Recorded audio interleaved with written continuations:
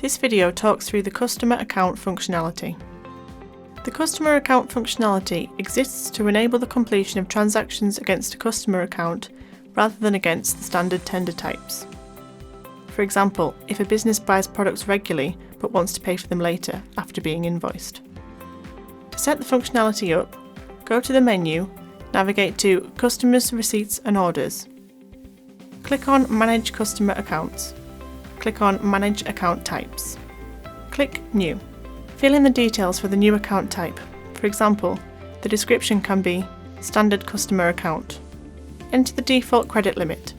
In this example, a limit of £1,000 is entered, meaning a customer with this account type assigned can buy goods up to the value of £1,000 before their account will stop them spending against the account. Enter a grace period if required. Click Update. Go to the menu, go to Customers, Receipts and Orders. Click on Customers. Find the customer to assign an account to. Click View Edit. Scroll to the bottom of the page to the section called Account Transactions.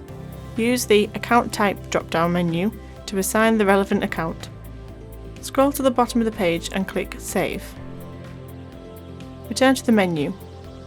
Click on Customers, Receipts and Orders. Click on Manage Customer Accounts. Clicking View Print All Account Statements will produce a printout of all outstanding customer accounts. Under the Email Selected Account Statements button, use the drop-down to select an account type. Clicking the Email Selected Account Statements button will send emails for any customer with an outstanding balance and matching account type.